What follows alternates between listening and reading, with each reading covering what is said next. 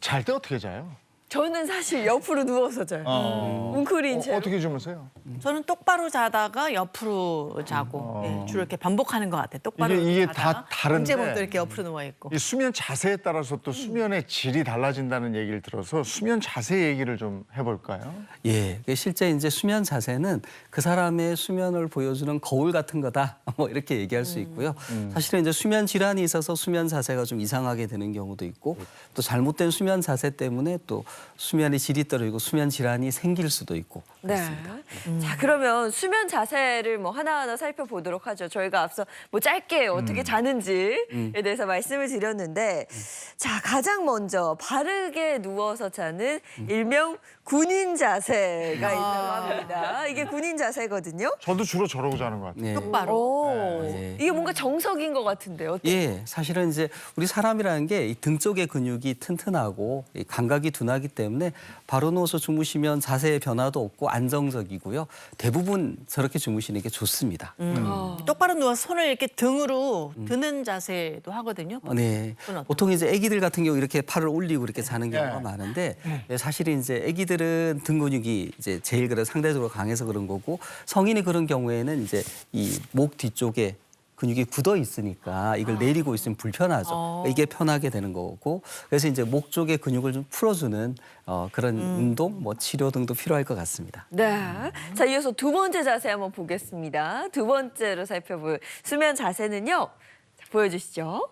태아 자세입니다. 이게 엄마 뱃속에 있을 때처럼 구부리고 자는 자세라 그래요. 저걸 또 새우등 자세 이러는데 네. 저렇게 자고 일어나면 몸이 좀 뻐근하지 않을까요? 여기저기 쑤실 것 같은데. 네. 제가 저렇게 자거든요. 근데 안 그래요? 안 그래요. 어. 뭔가 저는 되게 편안하고 저 자세를 취해야 잠이 들거든요. 그래요? 네. 어떤가요? 예, 맞습니다. 이렇게 하면 이제 안정감을 좀 주고요. 이렇게 이제 뭔가 보호받는 느낌도 좀 들고 사실은 이제 그냥 뻗어 있는 경우보다 이렇게 웅크리고 있으면 잘 옆으로 넘어지지도 않아요. 그래서 조금 안정감을 주긴 하는데 어떻든 이제 저렇게 하더라도 어깨에 하중이 실리기 때문에 어깨가 많이 아플 수 있어요. 이 한쪽 어깨가 같은 방향으로 이게 습관이 무섭다고 늘 자거든요. 저는 항상 늘 오른쪽 어깨가 좀 뻐근합니다. 그리고 또 많은 분들이 태아 자세까지는 아니더라도 그냥 옆으로 단순히 누워서 자는 분들도 굉장히 많죠. 있거든요. 그래서 이렇게 하고 근데 이게 눌려서 네. 저리기도 하거든요. 제가 왼쪽 팔 50견이 온 게 그것 때문인가 싶기도 해요. 맞습니다. 아내가 팔베개를 팔베개를 많이 해주신 거 아니에요? 왼쪽으로. 예, 옆으로 누워서 주무시는 자세 정말 흔한데요. 이게 이제 사실은 바로 누우면 혀가 눌려서 기도가 막히는 아까 말씀드린 수면무호흡증 환자들이 옆으로 누워서 많이 주무세요. 그럼 기도가 좀 열려서 이제 편안함도 있는데 말씀드린 대로 이제 어깨에 부담이 되고 이렇게 하다 보면 다리 사이에 뭘 끼우지 않으면 이게 비틀어서 맞아요. 그러니까 골반에 무리가 가는 것도 네. 좀 있고 그래서 옆으로 누워서 주무시는 자세를 계속 유지하기 힘듭니다. 옆으로 누웠다 바로 누웠다 이제 이런 식으로 몸을 계속 움직이게 되지요. 이게 좋은 자세는 아닌 거네요. 그렇죠? 예, 근데 이제 뭐 허리가 안 좋다든지 이런 분은 어쩔 수 없이 또 그렇게 누워서 주무셔야 되는 경우도 있어요. 그리고 자기 전에 뭐 먹어서 위가 더부룩할 때 있잖아요. 네. 그럴 때도 이렇게 누우면 힘들어. 약간 이렇게 누우는 게 좋을 때가 있어요. 맞습니다. 배가 약간 예, 쏠리면서. 위장 모양이 이렇게 되어 있기 때문에 예, 맞습니다. 예. 자, 이어서 다음 자세 보여주시죠.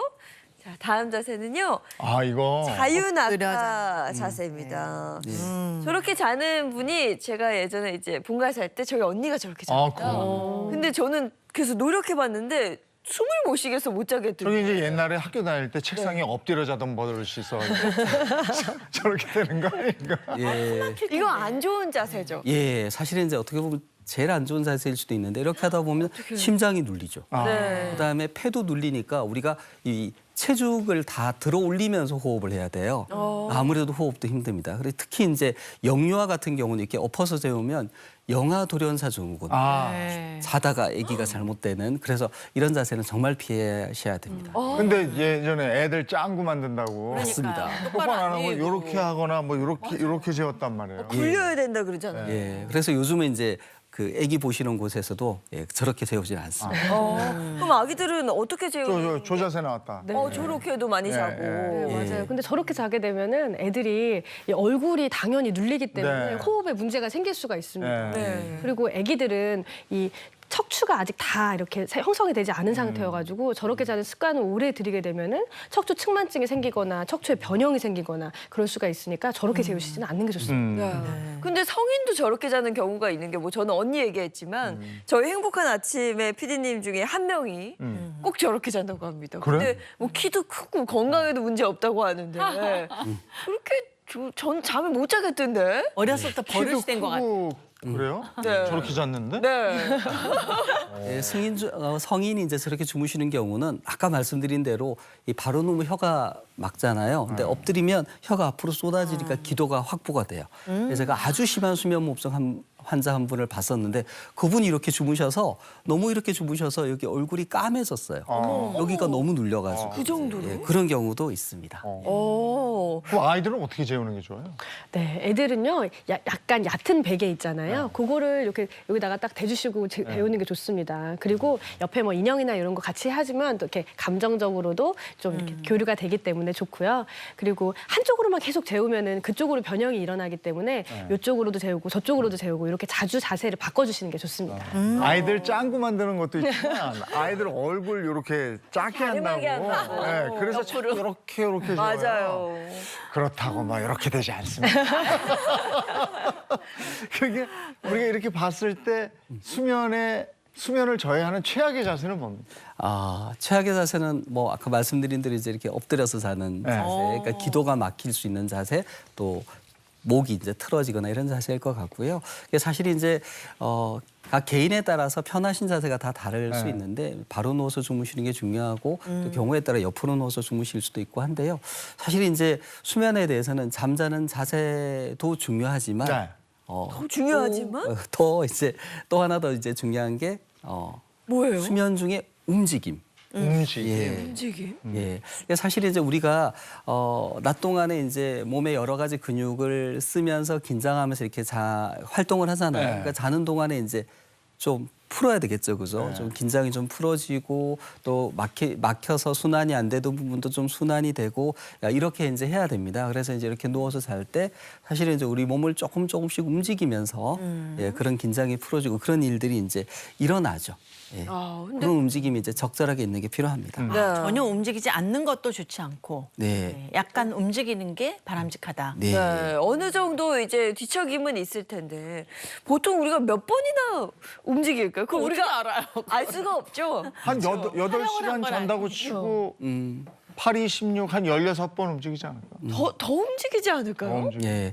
그래서 이제 저희가 수면 검사를 많이 해보면 이게 건강하신 분들은 한 1시간에 한 5번 정도. 8시간 주무신다고 치면 5, 8, 40이니까 40번 정도. 그래요? 움직이는 게 이제 적절하고 이제 그까지는 정상으로 보고 네. 그 이상이 있을 땐 이분 좀 문제가 있을 것 같아 이렇게 보고요. 또 재밌는 거는 영유아 애기들은 잘 때 움직임이 많은 애들이 나중에 머리도 좋고 두뇌 발달이 더 잘 된다. 왜냐하면 자는 동안에 뭔가 이제 계속 대응을 하고 이렇게 하는 게 예, 두뇌 발달에 도움이 된다. 뭐 이런 연구도 본 것 같습니다. 아이들은 뱅글뱅글 돌아가면서 자잖아요. 여기다 눕혀놓으면 이렇게 가 있잖아요. 반대가 써 있어요. 건강한 거네. 네. 근데 나이가 들수록 이렇게 군인 자세로 그냥 그러고 자는구나. 네. 그죠? 바로 이렇게. 몸이 굳어버리는 거네요. 그렇죠. 서로 이렇게 40번, 40번씩 움직이면 서로가 한 80번 정도씩 밤에 움직이니까 저는 부부간에도 각방은 안 쓰더라도 이불 정도는 좀 따로 쓰는 게 바람직하지 않을까 싶어요. 네, 맞습니다. 예. 움직임을 덜 느끼고. 그래. 예. 날 더운데 뭐 붙어 있어. 근데 정말 우리가 잠 얘기하고 있습니다만은 잠 못 자면 짜증 나고 그 다음 날 생활이 안 되죠. 그래서 네. 고문 중에 제일 무서운 고문이 잠 못 자게 하는 고문. 맞아요. 잠 못 자면 정말 그 삶의 질이 뚝 떨어집니다. 아이, 그럼.